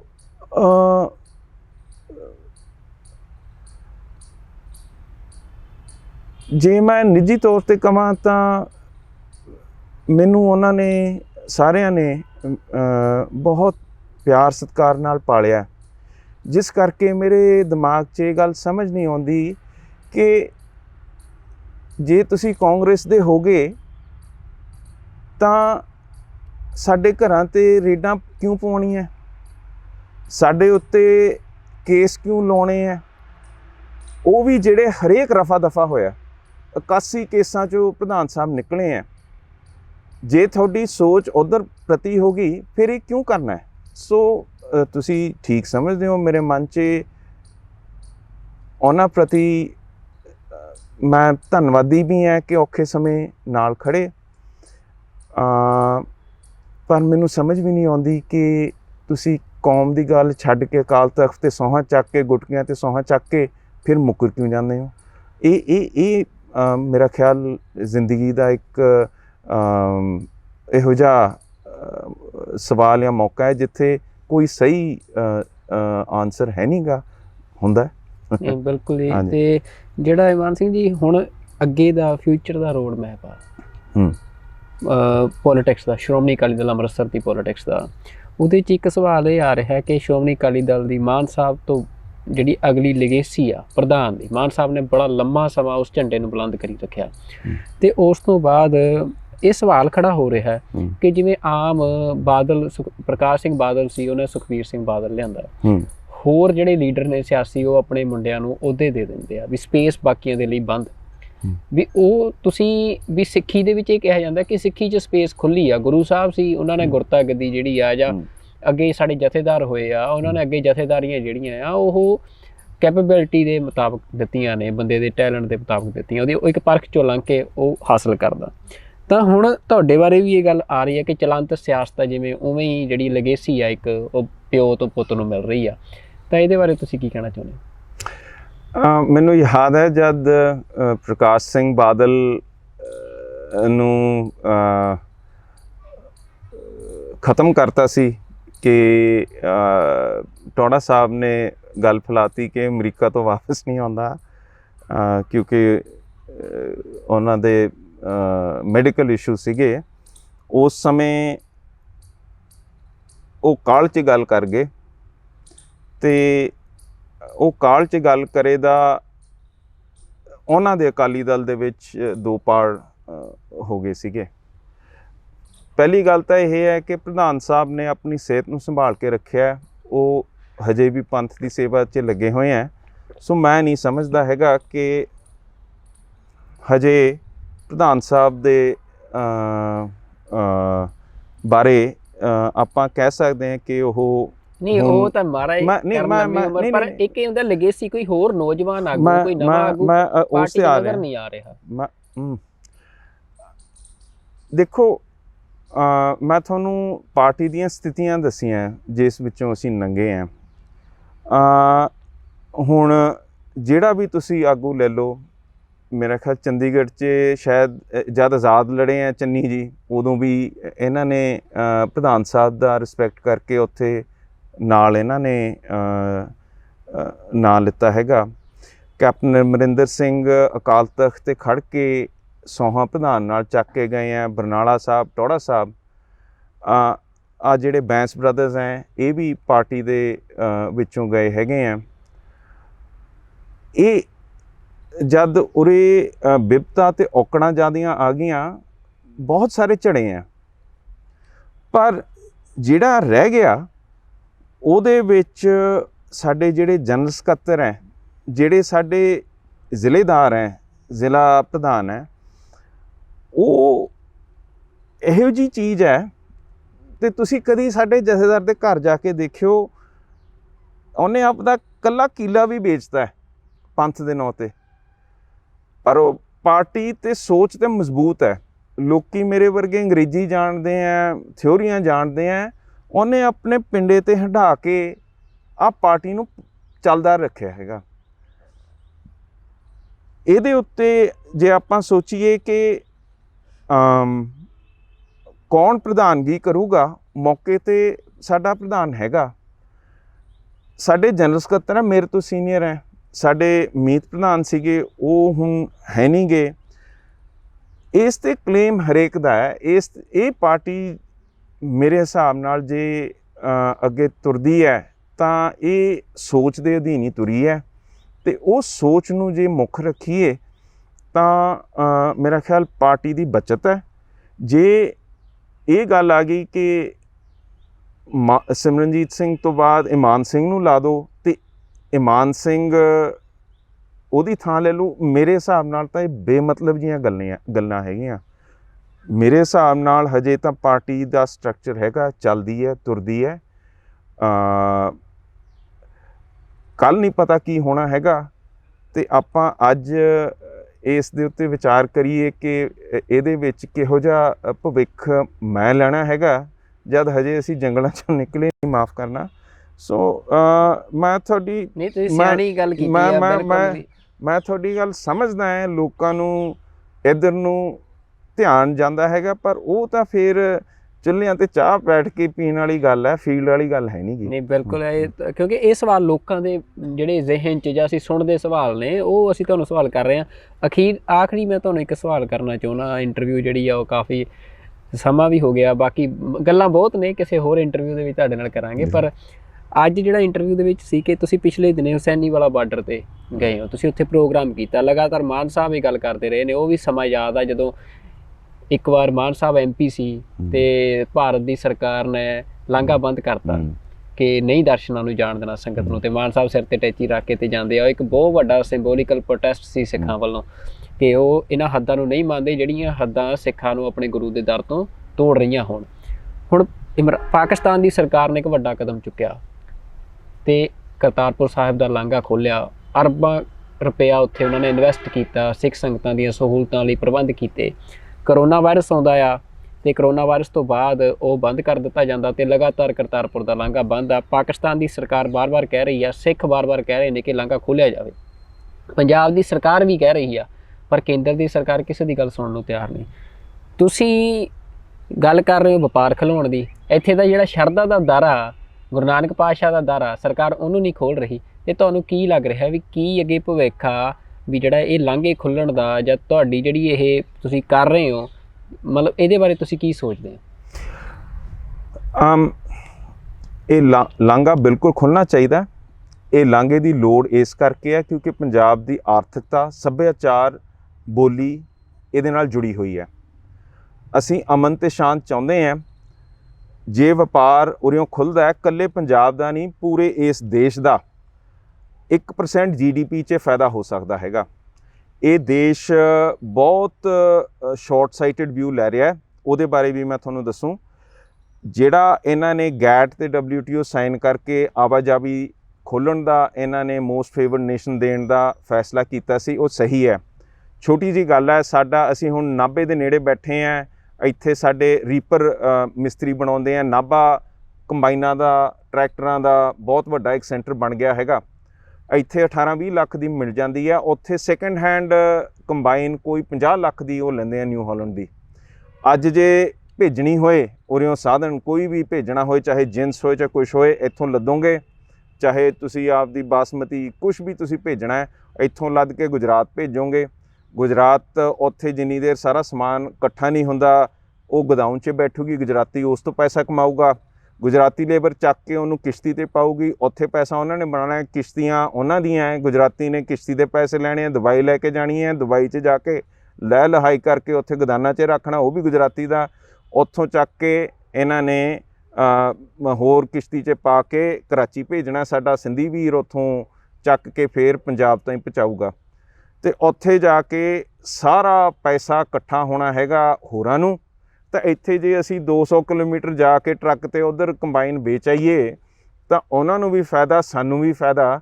ਇਸ 'ਚ ਕੋਈ ਸੋਚਣ ਵਾਲੀ ਗੱਲ ਤਾਂ ਹੈ ਨਹੀਂ। ਅੱਜ ਚੰਨੀ ਸਾਹਿਬ ਕਹਿੰਦੇ ਆ ਕਿ ਅਸੀਂ ਰੇਤੇ ਦਾ ਮੁਫਤ ਕਰਨਾ ਹੈਗਾ, ਘੱਟ ਕਰਾਉਣਾ। ਕਿਉਂਕਿ ਹਰੇਕ ਨੂੰ ਆਪਣੇ ਮਕਾਨ ਬਣਾਉਣ ਦੀ ਲੋੜ ਹੈ, ਵਾਧਾ ਹੋ ਰਿਹਾ, ਲੋਕਾਂ ਨੂੰ ਚੀਜ਼ ਦੀ ਮੰਗ ਹੈ।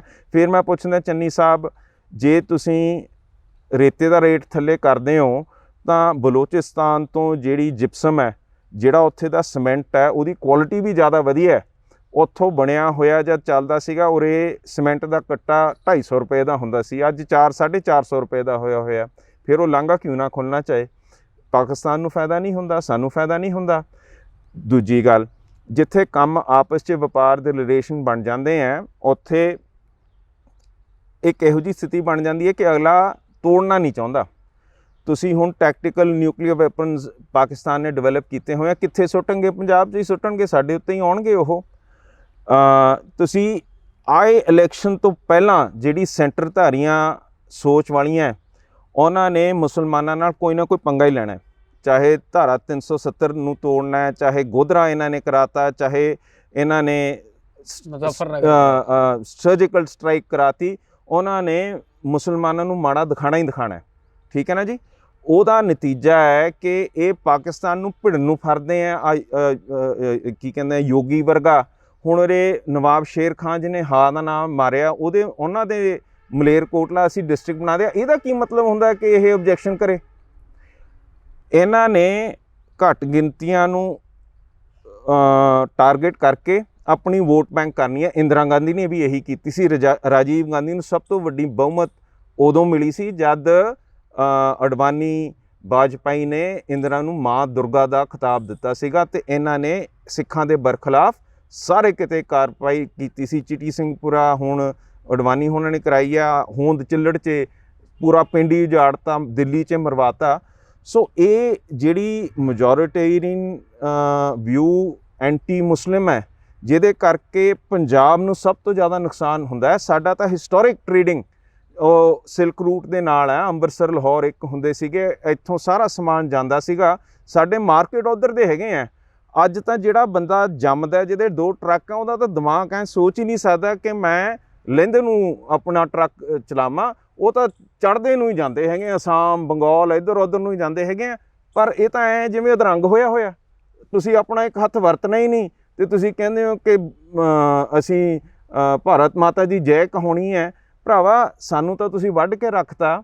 ਸੋ ਇਹ ਜਿਹੜੀਆਂ ਸਥਿਤੀਆਂ ਹੈਗੀਆਂ ਲੜਾਈ ਦੀਆਂ, ਇਹ ਹਮੇਸ਼ਾ ਨਹੀਂ ਰਹਿੰਦੀਆਂ।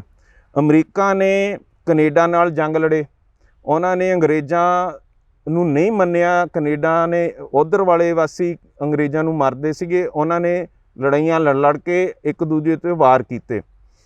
ਮੈਕਸੀਕੋ ਦੇ ਨਾਲ, ਸਪੇਨ ਦੇ ਨਾਲ ਲੜਾਈਆਂ ਅਮਰੀਕਾ ਲੜਦਾ ਰਿਹਾ। ਪਰ ਅੱਜ ਸਭ ਤੋਂ ਸਕਸੈਸਫੁਲ ਉੱਥੇ ਨੈਫਟਾ ਹੈਗੀ ਹੈ, north American free trade association. ਉਹ ਤੁਸੀਂ ਅਲਾਸਕਾ ਤੋਂ ਲੈ ਕੇ ਟਰੱਕ ਮੈਕਸੀਕੋ ਦੇ ਹੱਦ ਤਾਈਂ ਤੁਸੀਂ ਲੈ ਕੇ ਜਾ ਸਕਦੇ ਹੋ, ਕਿਉਂਕਿ ਇਹ ਟ੍ਰੇਡ ਦਾ ਫਾਇਦਾ ਹੈ। ਚਾਈਨਾ ਹਰੇਕ ਥਾਂ ਉੱਤੇ, ਚੀਨ 'ਤੇ ਵੀ, ਤਿੱਬਤ ਦੇ ਉੱਤੇ ਉਹਨਾਂ ਨੇ ਸੜਕਾਂ ਬਣਾ ਕੇ ਉੱਥੇ ਆਬਾਦੀ ਲਾਤੀ। ਹੁਣ ਉੱਥੇ ਆਬਾਦੀ ਆ ਗਈ ਹੈ, ਉਹਨਾਂ ਦਾ ਇਕਨੋਮਿਕ ਫਾਇਦਾ ਹੁੰਦਾ ਹੈ। ਉਹਨਾਂ ਨੂੰ ਉੱਥੇ ਮਿਲਟਰੀ ਰੱਖਣੀ ਸੌਖੀ ਹੈ। ਜੇ ਆਪਾਂ ਪਾਕਿਸਤਾਨ ਦੇ ਬੈਲਟ ਨੂੰ ਡਿਵੈਲਪ ਕਰੀਏ, ਹੁਣ ਤਾਂ ਉੱਥੇ BSF ਦੇ ਡਬਲ ਡਿਊਟੀ ਲਾਤੀ। ਉੱਥੇ ਦੇ ਲੋਕ ਇੱਕ ਪੰਜਾਬ ਪੁਲਿਸ ਦੇ ਮਾਰੇ ਹੋਏ, ਇੱਕ ਹੁਣ BSF ਦੇ ਨੂੰ ਸਹਿਣਗੇ। ਉੱਥੇ ਤਾਰਾਂ ਲਾ ਕੇ ਜੰਗ ਦਾ ਮਾਹੌਲ ਬਣਾਈ ਜਾਂਦੇ ਹੋ, ਮਾਈਨਾਂ ਲਾਈ ਜਾਂਦੇ ਹੋ। ਇਹਨੂੰ ਤਾਂ ਡਿਵੈਲਪ ਕਰ ਲਓ। ਜੇ ਸਾਡੀ ਡਿਵੈਲਪਮੈਂਟ ਹੀ ਇੰਨੀ ਜ਼ਿਆਦਾ ਹੋ ਗਈ, ਪਾਕਿਸਤਾਨ ਕਿਉਂ ਲੜੂ? ਜੇ ਆਵਾਜਾਵੀ ਹੈਗੀ ਆ, ਉਧਰ ਵੀ ਬਾਰਡਰ ਤੇ ਕੁਝ ਚੰਗਾ ਬਣਿਆ ਹੋਇਆ, ਸਾਡੇ ਵੀ ਬਣਿਆ ਹੋਇਆ, ਅਸੀਂ ਇੱਕ ਦੂਜੇ ਨਾਲ ਕੰਮ ਕਰਦੇ ਆ। ਇਨਸੈਂਟਿਵ ਕੀ ਹੈ? ਇਹ ਤਾਂ ਜਿਹੜੀ ਹਾਰਟਲੈਂਡ ਹੈ ਇਸ ਦੇਸ਼ ਦਾ, ਉਹਦੀ ਜਿਹੜੀ ਮਨ ਦੇ ਵਿੱਚ ਐਂਟੀ ਮੁਸਲਿਮ ਭਾਵਨਾ ਹੈ, ਉਹ ਸਾਨੂੰ ਖੋਰ ਲਾ ਰਹੀ ਹੈ। ਕਿਉਂਕਿ ਉਹਦੇ ਰਾਹੀਂ ਮੋਦੀ ਜਿੱਤਦਾ, ਉਹਦੇ ਰਾਹੀਂ ਯੋਗੀ ਜਿੱਤਦਾ, ਉਹਦੇ ਰਾਹੀਂ ਰਾਜੀਵ ਗਾਂਧੀ ਨੂੰ ਬਹੁਮਤ ਮਿਲੀ ਸੀਗੀ। ਇਹ ਉਹਨਾਂ ਨੂੰ ਚੱਕ ਕੇ ਸਾਨੂੰ ਮਰਵਾਉਂਦੇ ਆ। ਪਰ ਸਾਡਾ ਕੰਮ ਬਤੌਰ ਪਾਰਟੀ, ਉਸ ਸਮੇਂ ਵੀ ਜਦ ਹੋਰ ਸਾਰੇ ਕਹਿੰਦੇ ਸੀ ਕਿ ਅਸੀਂ ਪਾਕਿਸਤਾਨ ਨੂੰ ਮਾਰ ਦਾਂਗੇ, ਵੱਢ ਦਾਂਗੇ, ਚੀਰ ਦਾਂਗੇ, ਅਸੀਂ ਪੰਜਾਬ ਦਾ ਫਾਇਦਾ ਦੇਖਦੇ ਹਾਂ। ਅਸੀਂ ਸੈਂਟਰ ਵੱਲ ਨਹੀਂ ਚੱਕਦੇ ਹੈਗੇ। ਪ੍ਰਧਾਨ ਸਾਹਿਬ ਨੂੰ ਪਤਾ ਹੈ ਕਿ ਸਾਡੇ ਖੁਸ਼ਹਾਲੀ ਬਸਣ, ਨਾ ਜੰਗ ਸਾਨੂੰ ਚਾਹੀਦੀ ਹੈ ਤੇ ਸਾਨੂੰ ਵਪਾਰ ਚਾਹੀਦਾ ਹੈ, ਤੇ ਇਹ ਸਾਡਾ ਭਵਿੱਖ ਹੈ ਤੇ ਇਹਦੇ ਵੱਲ ਅਸੀਂ ਵਧਣਾ ਹੀ ਵਧਣਾ ਹੈ। ਤੁਸੀਂ ਦੁਬਈ ਚਲੇ ਜਾਓ, ਅਮਰੀਕਾ ਚਲੇ ਜਾਓ, ਉੱਥੇ ਪਾਕਿਸਤਾਨੀ ਤੁਹਾਨੂੰ ਭਰਾਵਾਂ ਵਾਂਗੂ ਮਿਲਦੇ ਆ, ਕੋਈ ਫਰਕ ਨਹੀਂ ਹੈਗਾ। ਇਹ ਤਾਂ ਸਿਰਫ ਤੇ ਸਿਰਫ ਇਹ ਜਿਹੜੇ ਸੈਂਟਰ ਨੂੰ ਝੁਕਦੇ ਆ, ਇਸ 'ਚ ਕੇਜਰੀਵਾਲ ਵੀ ਹੈਗਾ, ਉਹ ਵੀ ਨਹੀਂ ਬੋਲੂਗਾ ਇਹਨਾਂ ਦੇ ਬਰਖਲਾਫ, ਕਿਉਂਕਿ ਉਹਨੇ ਵੋਟਾਂ ਜਾ ਕੇ ਵਟੋਰਨੀਆਂ ਹੈਗੀਆਂ ਹਰਿਆਣੇ 'ਚ, ਯੂਪੀ 'ਚ, ਗੁਜਰਾਤ 'ਚ, ਤੇ ਉੱਥੇ ਜੇ ਕਹਿ ਦੇ ਕਿ ਅਸੀਂ ਅਮਨ ਤੇ ਸ਼ਾਂਤ ਪਾਕਿਸਤਾਨ ਨਾਲ ਰੱਖਣਾ ਚਾਹੁੰਦੇ ਹਾਂ, ਉਹਨਾਂ ਨੇ ਤਾਂ ਵੋਟ ਨਹੀਂ ਪਾਉਣੀ। ਸੋ ਮੈਂ ਅੱਜ ਸੁਚੇਤ ਕਰਦਾ ਉਹ ਆਪ ਵਾਲਿਆਂ ਨੂੰ, ਜਿਹੜਾ ਆਪਣੇ ਪੰਜਾਬ ਦਾ ਭਵਿੱਖ ਦੇਖਣਾ ਚਾਹੁੰਦੇ ਆ, ਜਰਾ ਸੋਚ ਲੈਣ ਕਿ ਜੇ ਇਹਨਾਂ ਨੂੰ ਫੇਰ ਆਪਾਂ ਸੈਂਟਰ ਵਾਲੇ ਨੂੰ ਵਾਂਗਡੋਰ ਫੜਾਤੀ, ਉਰੇ ਲੜਾਈ ਦੇ ਮਾਹੌਲ ਹਿਲਨੇ ਨਹੀਂ। ਤੇ ਇੱਕ ਗੁਰਦੁਆਰਾ ਕਰਤਾਰਪੁਰ ਸਾਹਿਬ ਦਾ ਲਾਂਘਾ ਸਰਕਾਰ ਨਹੀਂ ਖੋਲ੍ਹ ਰਹੀ, ਉਹਦੇ ਬਾਰੇ ਕੀ ਕਹਿਣਾ ਚਾਹੁੰਦੇ? ਭਾਰਤ ਦੀ ਸਰਕਾਰ ਲਗਾਤਾਰ ਇਨਕਾਰੀ ਹੋ ਰਹੀ ਹੈ ਲਾਂਘਾ ਖੋਲ੍ਹਣ ਤੋਂ। ਉਹ ਇਹਨਾਂ ਦੀ ਇਹੀ ਪਾਲਿਸੀ ਹੈ ਜੀ। ਇਹ ਜੇ ਲਾਂਘਾ ਖੋਲ੍ਹਦੇ, ਇਲੈਕਸ਼ਨ ਆਏ ਖੜੇ ਹੈ, ਪੰਜਾਬ 'ਚ ਖੁਸ਼ਹਾਲੀ ਹੋ ਜੂਗੀ, ਲੋਕੀ ਆਪਣੇ ਗੁਰੂ ਘਰਾਂ ਨਾਲ ਜੁੜਨਗੇ, ਇਹਨਾਂ ਨੂੰ ਨੁਕਸਾਨ ਹੋ ਜਾਊਗਾ ਯੂਪੀ 'ਚ, ਹਰਿਆਣੇ 'ਚ, ਹੋਰ ਜਿੱਥੇ ਜਿੱਥੇ ਹਿਮਾਚਲ 'ਚ, ਜਿੱਥੇ ਲੋਕ ਚਾਹੁੰਦੇ ਹੈ ਕਿ ਪਾਕਿਸਤਾਨ ਨੂੰ ਤਾਂ ਦੁਸ਼ਮਣ ਦਿਖਾ ਕੇ ਵੱਢੀਏ। ਸੋ ਇਹ ਇਹਨਾਂ ਦੀ ਮਾੜੀ ਪਾਲਿਸੀ ਹੈ। ਇਹ ਜਿੰਨੀ ਦੇਰ ਅਸੀਂ ਚੀਖ ਕੇ ਬੋਲਾਂਗੇ ਨਹੀਂ, ਓਨੀ ਦੇਰ ਇਹ ਮਾਂ ਸਾਨੂੰ ਦੁੱਧ ਪਿਆਊਗੀ ਨਹੀਂ। ਸੋ ਇਹ ਤਾਂ ਜੇ ਖੁਸੇ ਹੋਏ ਬੰਦੇ ਆਪਾਂ ਚੁਣ ਲੈਂਦੇ ਆ, ਜਿਹੜੇ ਇਹਦੇ ਬਾਰੇ ਕੋਈ ਗੱਲ ਹੀ ਨਹੀਂ ਕਰਨਗੇ ਕਿ ਭਾਈ ਹਾਈ ਕਮਾਂਡ ਤੋਂ ਹੁਕਮ ਹੋ ਗਿਆ, ਇਹਦੇ ਮੁੱਦੇ 'ਤੇ ਨਹੀਂ ਬੋਲਣਾ, ਫਿਰ ਇਹੋ ਜਿਹੇ ਮਾਹੌਲ ਖੜੇ ਹੋਣਗੇ ਜਿਹੜੇ ਜੰਗ ਹੋਣਗੇ। ਤੇ ਜੇ ਆਪਾਂ ਆਪਣੇ ਚੁਣਦੇ ਆ, ਜਿਹੜੇ ਕਹਿੰਦੇ ਆ ਕਿ ਭਰਾਵਾ ਅਸੀਂ ਨਹੀਂ ਜੰਗ ਚਾਹੁੰਦੇ, ਉਰੇ ਅਸੀਂ ਅਮਨ ਤੇ ਸ਼ਾਂਤ ਤੇ ਟ੍ਰੇਡ ਚਾਹੁੰਦੇ ਆ, ਤਾਂ ਸਾਨੂੰ ਚੀਕਾਂ ਮਾਰ ਕੇ ਬਾਹਰਲੇ ਜਿਹੜੇ ਸਿੱਖ ਹੈ ਉਹ ਵੀ ਇਸ ਮੁੱਦੇ 'ਤੇ ਜਾ ਕੇ ਗੱਲ ਕਰਨ, ਤੇ ਤਾਂ ਜਾ ਕੇ ਤਬਦੀਲੀਆਂ ਹੋ ਸਕਦੀਆਂ, ਪਰ ਹੋਣਗੀਆਂ ਜ਼ਰੂਰ। ਬਿਲਕੁਲ ਜੀ, ਬੜਾ ਜਿਹੜਾ ਇਹੀ ਹਰ ਇੱਕ ਸਿੱਖ ਦੀ, ਹਰ ਇੱਕ ਪੰਜਾਬੀ ਦੀ ਇਹੀ ਆਸ ਆ ਕਿ ਇਹ ਜਿਹੜੀਆਂ ਤਬਦੀਲੀਆਂ ਨੇ, ਕਿਉਂਕਿ ਅੱਜ ਤਬਦੀਲੀ ਪੰਜਾਬ ਨੂੰ ਬੜੀ ਲੋੜੀਂਦੀ ਆ। ਪੰਜਾਬ ਜਿਹਨੂੰ ਸੋਨੇ ਦੀ ਚਿੜੀ ਕਿਹਾ ਜਾਂਦਾ ਸੀ, ਉਹ ਲਗਾਤਾਰ ਨਿਘਾਰ ਵੱਲ ਜਾ ਰਿਹਾ ਹੈ।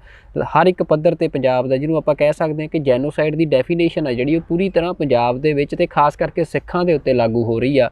ਤਾਂ ਉਹਦੇ ਵਿੱਚ ਜਿਹੜੀ ਗੱਲ ਆ, ਸਾਡਾ ਇੱਕ ਬਾਕੀ ਕਾਫੀ ਸਵਾਲ ਹੈ ਮਾਨ ਸਿੰਘ ਹੋਰਾਂ ਨਾਲ ਅਸੀਂ ਕੀਤੇ, ਜਿਹੜੇ ਉਹਨਾਂ ਦੀ, ਕਿਉਂਕਿ ਇੱਕ ਪੋਲੀਟੀਕਲ ਕੈਰੀਅਰ ਜਿਹੜਾ ਆ ਉਹਨੂੰ ਇੱਕ ਬੂਸਟ ਅਗਲੇ ਦਿਨਾਂ 'ਚ ਮਿਲਦਾ ਦਿਖ ਰਿਹਾ। ਤਾਂ ਅਸੀਂ ਸਾਡੀ ਇੰਟਰਵਿਊ ਜ਼ਿਆਦਾਤਰ ਉਹਦੇ 'ਤੇ ਹੀ ਫੋਕਸਡ ਸੀ ਕਿ ਉਹਨਾਂ ਦੀ ਜ਼ਿੰਦਗੀ, ਉਹਨਾਂ ਦੀ ਐਜੂਕੇਸ਼ਨ, ਉਹਨਾਂ ਦਾ ਲਾਈਫ ਦਾ ਸਟਾਈਲ ਜਿਹੜਾ ਆ, ਜਾਂ ਕਿਵੇਂ ਉਹ ਇਹ ਸਾਰੀ ਪੋਲੀਟਿਕਸ ਨੂੰ ਦੇਖ ਰਹੇ ਆ, ਤੇ ਉਹਦੇ ਬਾਰੇ ਸੀ। ਤੇ ਇੱਕ ਵੱਡਾ ਸਵਾਲ ਜਿਹੜਾ ਉਹ ਲਗਾਤਾਰ ਮਸਲਾ ਚੁੱਕ ਰਹੇ ਆ ਕਿ ਜਿਹੜਾ ਟ੍ਰੇਡ ਆ, ਜਿਹੜਾ ਪੰਜਾਬ ਤੇ ਚੜ੍ਹਦੇ ਪੰਜਾਬ ਤੇ ਲਹਿੰਦੇ ਪੰਜਾਬ ਦੇ ਵਿੱਚ ਭਾਰਤ ਅਧੀਨ ਜਿਹੜਾ ਪੰਜਾਬ ਆ ਤੇ ਪਾਕਿਸਤਾਨ ਅਧੀਨ ਜਿਹੜਾ ਪੰਜਾਬ, ਉਹਨਾਂ ਦੇ ਵਿੱਚ ਇੱਕ ਜਿਹੜਾ ਖੁੱਲ੍ਹਾ ਵਪਾਰ ਆ ਉਹ ਹੋਣਾ ਚਾਹੀਦਾ ਆ, ਤੇ ਉਹੀ ਪੰਜਾਬ ਨੂੰ ਖੁਸ਼ਹਾਲ ਕਰ ਸਕਦਾ, ਉਹੀ ਜੰਗਾਂ ਨੂੰ ਰੋਕ ਸਕਦਾ ਹੈ। ਇੱਥੇ ਵਪਾਰ ਹੀ ਜੰਗ ਨੂੰ ਰੋਕ ਸਕਦਾ। ਤਾਂ ਇਹਦੇ ਬਾਰੇ ਜਿਹੜੀ ਉਹਨਾਂ ਦੇ ਵਿਚਾਰ ਨੇ ਅਸੀਂ ਤੁਹਾਡੇ ਸਾਹਮਣੇ ਰੱਖੇ ਆ। ਤੇ ਸਰਦਾਰ ਇਮਾਨ ਸਿੰਘ ਜੀ, ਤੁਹਾਡਾ ਸਾਡੇ ਨਾਲ ਗੱਲਬਾਤ ਕਰਨ ਲਈ ਬਹੁਤ ਬਹੁਤ ਧੰਨਵਾਦ, ਸਾਨੂੰ ਇਹ ਕੀਮਤੀ ਸਮੇਂ 'ਚ ਸਮਾਂ ਦੇਣ ਲਈ। ਤੇ ਸਾਨੂੰ ਸਾਰੀ ਦੁਨੀਆ ਦੇ ਵਿੱਚ TV 84 ਨੂੰ ਦੇਖ ਰਹੇ ਸਮੂਹ ਦਰਸ਼ਕਾਂ ਦਾ ਵੀ ਅਸੀਂ ਧੰਨਵਾਦ ਕਰਦੇ ਹਾਂ।